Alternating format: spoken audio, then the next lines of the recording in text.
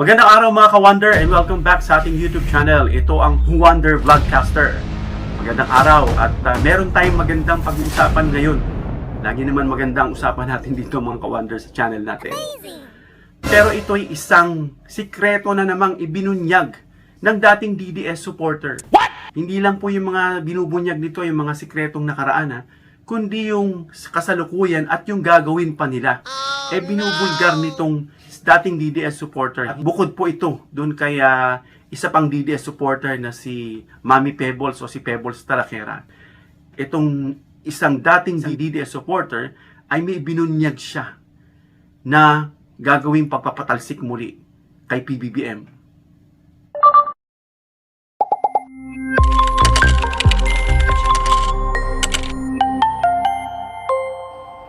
Wonder Vlogcaster. So yun nga mga ka-Wonder, magandang araw muli sa inyo. Isa na namang plot o destabilization plot o pag-oust kay PBBM ang pinaplano na naman muli nitong mga DDS. Ito ay mula sa panayam ni Kuya, nakalimutan ko yung pangalan niya, no? Na siya ay naka-based sa Canada at siya po ay isang tagapagtanggol ng administrasyon, especially ng administrasyon ngayon kay PBBM, at kinakalaban niya yung mga vloggers ng DDS o sino man, kahit di vlogger, kahit mga supporter, mga trolls, no? Nahamunin siya sa debate at hindi nga ito pumapalag at hindi umuubra sa kanya. What? Well, ano ba yung napipintong plano? Na alam na natin itong November 30, mga ka-Wonder, naririnig natin yan. Pero, bukod dyan, meron pa palang mas nauna. Itong November 5, meron din silang plano. At hindi sila titigil mga ka-Wonder hanggat hindi na papababa si PBBM. Napanood ko lang kanina na isang babae na nag-engage na hindi niya titigilan si PBBM hanggat hindi raw bumababa dahil wala raw ginagawa. Alam niyo naman, pag DDS medyo kulang sa research, kulang sa talino, hindi nagre-research, nakinig lang kay vlogger na mapanira, inabsorb na. No? Kaya nga sabi ni Larry Gadon, ayan, inyo yan. Pakilahiya, ayan ang tawag sa inyo. So well, anyway, panoorin natin itong panayam dito sa isang dating DDS supporter na ngayon ay nagtatago dahil nga siya ay may death threat. No? Pakinggan natin mga ka-Wonder. Dito ako sa Davao, sir, pero hindi ako talagang nakakalabas kasi may mga threat ba. Tapos, actually, kahit yung hanap buhay namin, apektado. Kasi yung tinatapahuan ko, sir, na TBS, two times na makasamahan namin is nakadeliver ng drugs. Ang duda nga is ako yung ako yung parang akong punteriya. Ganun yung style nila, sir, eh. Okay lang ba nire-record ko then tawag nito kung i-content ko, gusto mo takpan ko mukha mo? Okay lang, sir, kilala Kilala ka naman na, kaya nga eh. Anyway, itong sinasabi mo na November 5, plano nilang maggulo na naman, And November 30. Yung November 30, familiar ako ron. Alam ko yan, na-info ako dun eh. Pero itong November 5, ito yung bago sa akin. Oo. Ano kasi to, sir, sinabi ng aming na nag-info sa akin is that ngayong November 5, meron silang gagawin na gulo. Although, sabi ko, hindi nyo magagawa yan kasi kailangan nyo ng permit. Correct. Alam nyo, sir, kasi kapag pera ang pinalipad nila, lalo na ngayon, sir, ang narinig namin is that funded na sila ngayon ng China. Pati itong China talaga nakikialam na talaga, no? I'm just wondering kung alam ba ito ni Xi Jinping? No? Kasi nung nakaraan dito sa summit, nakita natin nagkamayan pa si BBM at itong si Xi Jinping, no? Na napakahirap nga raw lapitan dahil napapaligiran ng bodyguard. No? Well, anyway, itong China, alam natin na itong mga pro-Duterte is pro-China yan. Kaya itong China nagbibigay sa kanila ng pondo, kung totoo man yung sinasabi ni ate, na nagpopondo pala itong China para maisagawa nila yung kanilang katuparan. At pag nanalo, of course, itong mga adikain itong mga Duterte, mabubuksan muli, welcome muli ang China. Kasi ang welcome ngayon sa atin sa panahon ni PBBM ay ang Amerikano. Naglagay nga ng EDCA sites dyan. And contrary dun sa gusto ng China na kunin itong Taiwan. Kaya medyo nagsusuporta sila para mapaupo itong si Sara Duterte muli. Narinig ko na rin yun. Oo, so funded na sila ng China. Kasi 'di ba, itong gusto nilang to free Pastor Kibuloy, which is totoo naman talagang may kaso. Yeah, correct. Tapos, yung kay FPRRD. Bakit sino bang nag-umpisa sa gulo? Diba sila, kakaupo pa lang ni PBBM, nagalit nga sila sa akin dahil ibinalag ko yun na kakaupo pa PBBM, gusto na nila ibagsak. Naggawa na sila ng oposisyon. Yes. Teka nga lang pala muna, no? Narinig nyo ba yung mga ka-wonder ng plano talaga nila na hindi talaga makipag-tie up? Actually, gusto nila si Sara presidente. Pero nung nakita nilang malabong manalo si Sara, dahil sa lakas ni PBBM, ultimo yung nag-support kay Sara bumoto, mga loyalista po yun. So, ang una nilang ginawa, gusto nilang i-take over yung Congress by, paupuin si Gloria at paalisin si Romualdez. Naamoy. Kaya inalis si Gloria, if I'm not mistaken, So, nanatiling nakaupo si Romualdez. At dapat magkatanaw ng utang na loob itong si Sara, no? Dahil kung hindi dahil kay Romualdez, hindi siya nanalo sa pagka-vice presidente niya at yung pakiusap niya na i-absorb siya na maging vice ni PBBM. Well, pagkatapos nun, doon na nagsimula yung galit nila kay Romualdez na hindi nila tinitigilan. No? Tinatawag ng tambalostos kung ano-ano. Bakit? Dahil naaamoy yung kanilang mga masamang plano. At hanggang ngayon, nagkatahi-tahi at inugnay naman nila itong si Zaldico na kung tutuusin, sabi nga nitong isang netizen, na itong si Zaldico ay nag-exist pa yan doon sa panahon ni Duterte. At ngayon ay dumidikit-dikit dito kay Romualdez para madamay si Romualdez. Well, I'm not excusing Romualdez dito sa mga nangyaring flood control scam. Kung kasali man si Romualdez, dapat talagang pagbayaran niya yan. No? Sabi nga ni PBBM, walang sisinuhin. Kung kasali siya, bagbayaran niya. Kung hindi, di dapat ipagtanggol siya. Kasi alam na natin na inuugnay-ugnay at wala naman nakikitang konkretong ebidensya.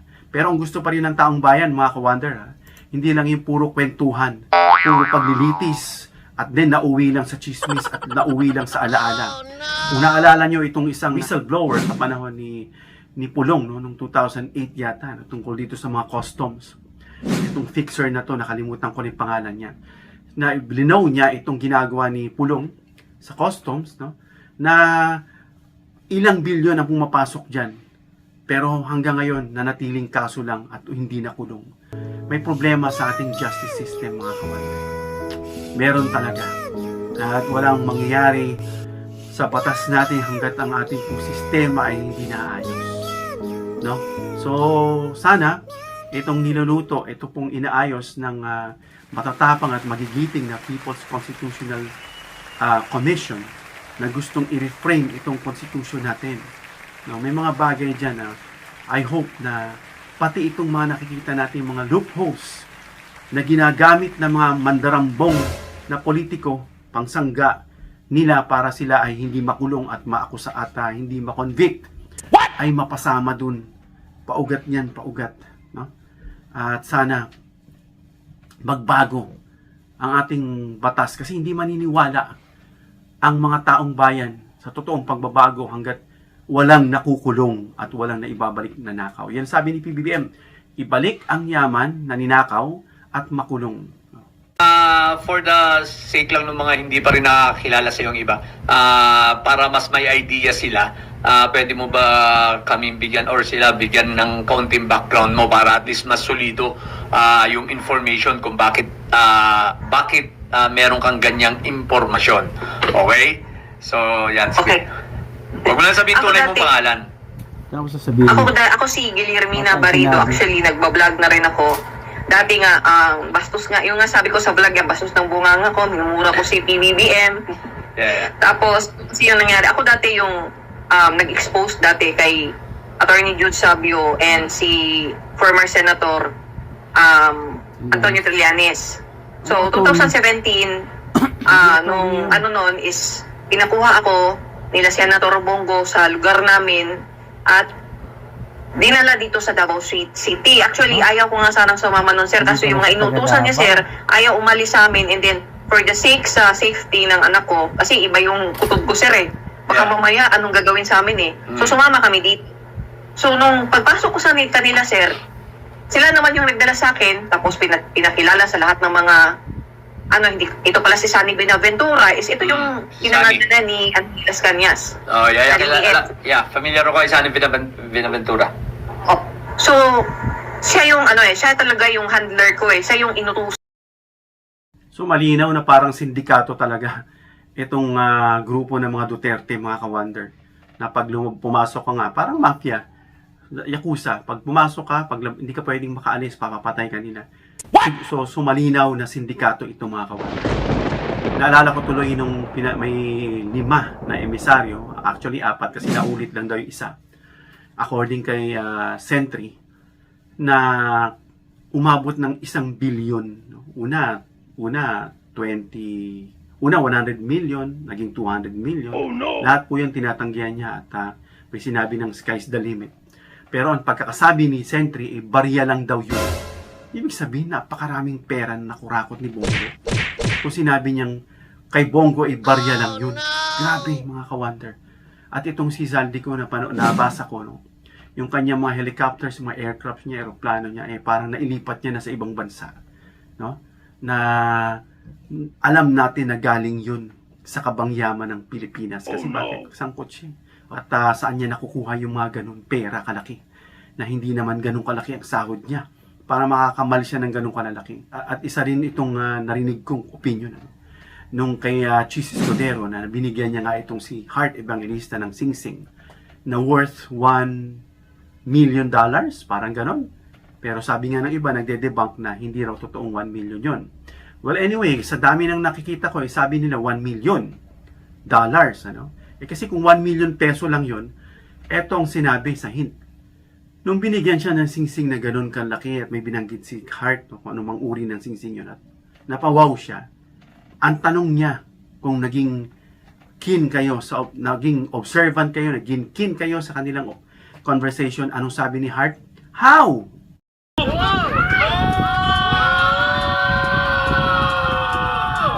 It's a piranha! Ah! Ganda! Something blue! Ah! Ganda! How? Ang ganda! Paano? Paano raw na nagkaroon siya ng ganun? Saan nakuha? Parang ganun ng mga, if you will rephrase the question, beyond o behind dun sa how. Paano? Alam niya naman siguro kinikita na ng senador. Ito lang naman siguro pera ni Chis ang alam niya. Pero paano? Alam niya na siguro kung paano. Ewan ko. Hindi ko alam kung alam ni Heart kung paano.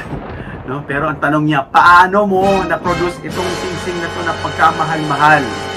Kasi kung alam niya na posibleng kaya ni Chis na meron siyang limpak-limpak talaga na pera na talagang galing sa kanya na malinis, hindi niya nasasabing how. Pero but how the Carabao ang tanong. siya yung inutusan na sa akin through Senator Bongo and FPRRD. So naging close ko ito, even the NBIs na may yung mga taga Davao, sir. So kasi akong mga nalaman, most especially within the group, marami akong nalaman na yung deep fake na sinasabi nila na pinalabas pa nila sa ibang bansa para hindi sila makasuhan. Alam nyo, ganun kadesperado eh. Ito nga lang si Panelo, may post to, nabasa ko eh. Kailangan daw umalis ni PBBM dahil daw kailangan mag-take over ni Sara. Alam nyo, sa daming nagpo-post ngayon na rational, makabuluhan, they are actually siding PBBM. Kasi nakikita nila si PBBM pumupunta from one country. Ngayon, president, siya ang chairman ng ASEAN na pinagkatiwalaan siya. At yung mga bansa dyan sa ASEAN na kapitbahay natin, talagang kasundo niya. Siya na umiikot para itaguyod at ibangon ng bansa. Kahit yung mga OFW, hindi niya kinakalimutan na meron silang mga privilege habang nasa ibang bansa sila. While Sara Duterte, ayon nga rito kay Kuya na nagsalita, isang netizen, na walang ginawa kundi umikot sa bansa upang sirain ang bansa, ang sariling bansa. Well, meron niyang impact kasi mga ka-wonder, kaya niya ginagawa yan. Dahil alam niya kapag naniwala itong mga bansa sa sinasabi niya, maapektuhan ang ekonomiya, walang mag-i-invest, magulo pala yan eh. Pero hindi nagpapatilag si PBBM doon. Tapos yan ang iupo nyo sa 2028. Kaya tuloy kayong mga DDS, tinatawag kay ni Larry Gadon na yung mga DDS, mga tanga yan. Iba kayo nahiya dyan, yan ang tawag sa iyo. isa sa pinag-awayan namin is that yung fake na video ni PBBM. Yeah, itong Tama yung nagda-drugs. sabi ni mga pebbles ko na kung tutusin, ayaw ni FPRRD nun. Kasi nga, halata na face swap. Ayaw pala ni Digong na ipalabas yun dahil halatang deepfake, pero pinagpilitan itong luka-luka na sinasabi nilang si Maharluka. At of course, kasama rin dyan yung SMNI. Kaya mabuti na lang, no? Na, kasi itong SMNI, ito ay under dyan kay Kibuloy. Na under yan sa SWA-SAG Media Corporation. Na ino-operate ng Sunshine. Hindi yung Sunshine na sikat ng araw, ha? S-O-N, S-H-I-N. Kasi siya raw yung tinatawag na Son of God. Self-proclaimed tong si Kibuloy. Sunshine Media Network International. Wala silang valid legislative franchise, no? Because the House of Representatives passed a bill to revoke it. So ni-revoke sila. Hindi naman yung SMNI na member sa KOJC, kundi itong mga admin ng KOJC para lang i-destabilize si PBBM, no? So, noon sir, na wala na ako ng gana kasi actually ako naman talaga is hindi katulad dito sir, na close ko yung mga vlogger. Sa kanila kasi sir, minsan nagkaka-disagreehan kami. Ayaw ko kasi na hindi totoo yung mga fake news, yung mga kabastusan. Ayaw ko ng ganun. Tapos ngayon sir is that, noong September 8 kasi sir is... So kay ate, ayaw niya kabastusan. Pero siya mismo nagsabi, yung mga video na mga puro kabastusan, sinasabi niya kay PBBM. Well, anyway, na-enlighten na siya, mga ka-wonder. Umalis ako sa Maisog. Morning yun sir. Umalis ako sa Maisog. Meron ng mga sabi sa akin, sana mamatay ka na. Mamamatay ka na. Na mga term. May mga text sa akin na pagka September 8 ng gabi sir, kasi nagmotor kami sir eh. Pauwi ako sa amin. Actually, 3 sana kami. Kaso, nung naghiwalay kami sa isang lugar, gusto kong samahan ni Manong kasi natatakot na siya para sa akin. Sabi ko, wag na ako na. So, dumiretso ako. Habang, kasi nagmamotor ako sir, may sumunod sa akin na sasakyan. Yung nga sinisigawan ako. Bakit sino ka ba? Mayabang ka? Nagbibisaya. So, huminto ako. Sabi ko, sir, nag-share pa po ako, sir. Ano bang niyabangan ko? Ano ka? Nananibago ka sa ilaw? Anong ilaw, sir? Tapos yung nakita ko na merong binubunot. Sumibat ka na. Nagpatakbo na ako na motor. So, hinabol niya talaga ako, sir. Buti lang, sir. Doon na kami sa may katitipan, sir. Siguro natatakot siya kasi yung yung camp katitipan. May mga pulis doon. Oo. Ang ginawa niya, sinagi niya na lang ako, sir. Talagang natalsik ako nun, sir. Yun yung merong ka ng naging sugatan ka, di ba? Na parang na-vlog mo yun eh.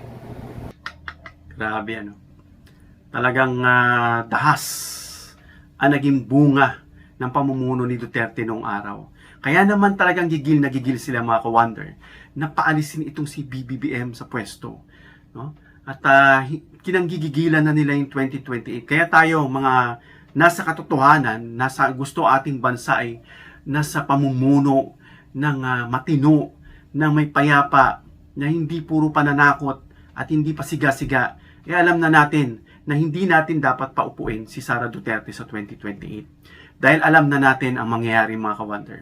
Kaya kayo mga didilis, kayo na lang ang magdesisyon. Kasi, alam nyo, hindi man kayo parusahan ngayon ng Diyos dahil sa pagsuporta nyo sa isang masama. One day darating po sa inyo yan.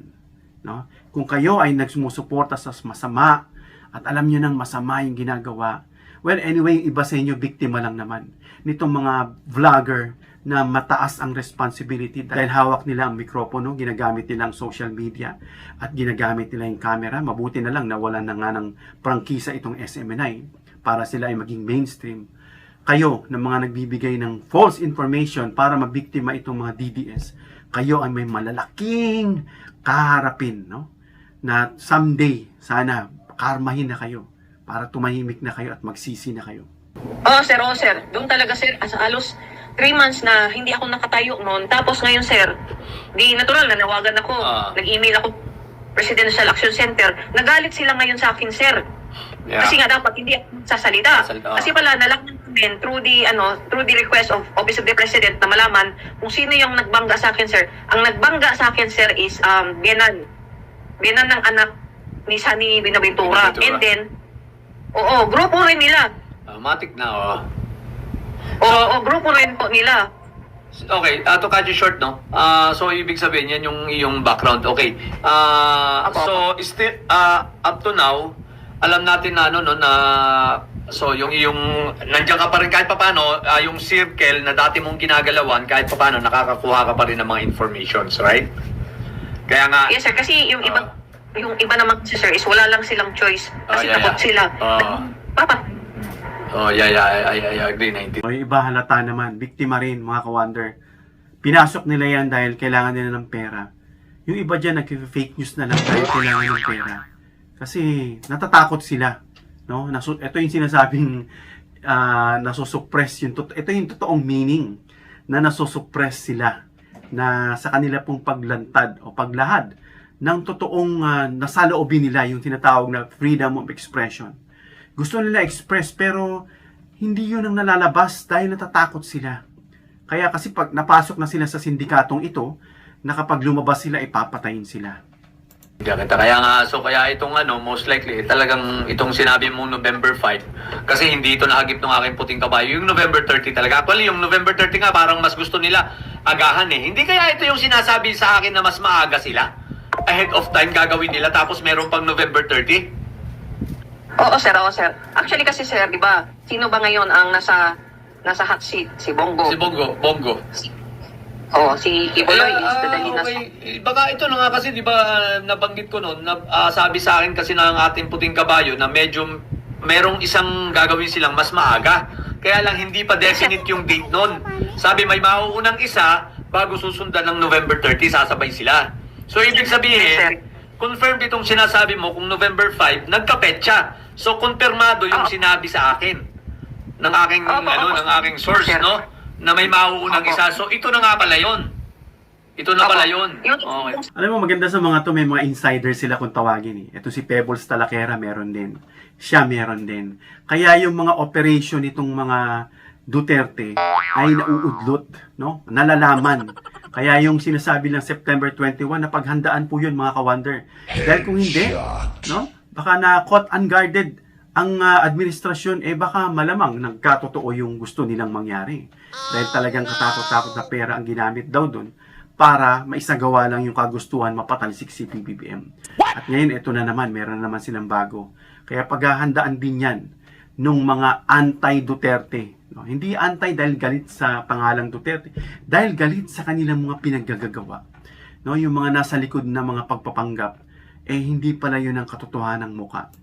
Sir, puri sila, sir, eh. So ang paggugulo nila, susugurin nila ang Malacanang. Yun ang gusto nila. Yes, sir. Okay, at Kaya least nila, it's president. so at least ito, maipakalat natin to, may content natin at least para at least ang PNP ma-aware din sila, no? Sa mga Opo, pwede sir, mangyari. kasi- Sige. Ako, sir, hindi pwedeng matanggal si PBBM kahit ako. I agree. Ilalaban natin yan. Anyway, ayoko Yes, na sir. munang habaan pa. Magkikwentuhan pa tayo sa ibang araw at mag-usap pa tayo ng mga ibang bagay kung ano yung mga...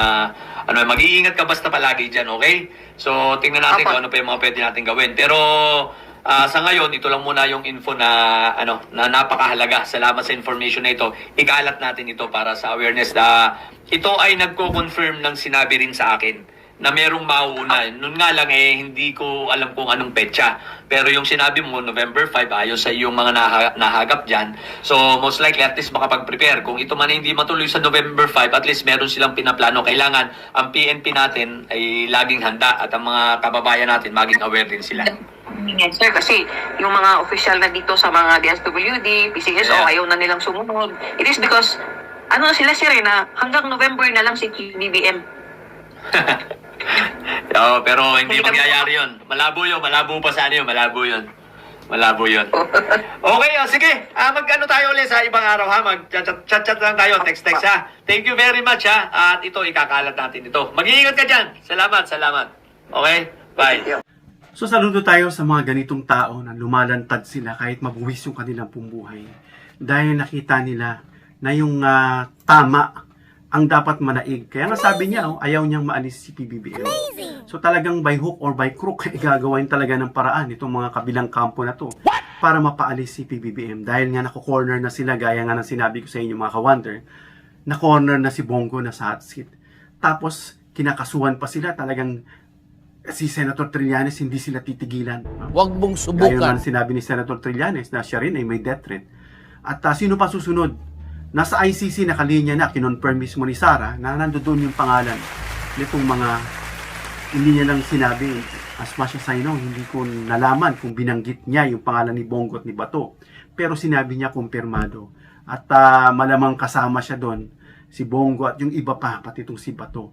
Kaya talagang malapit na silang ma-checkmate, kaya kailangan nilang i-double time.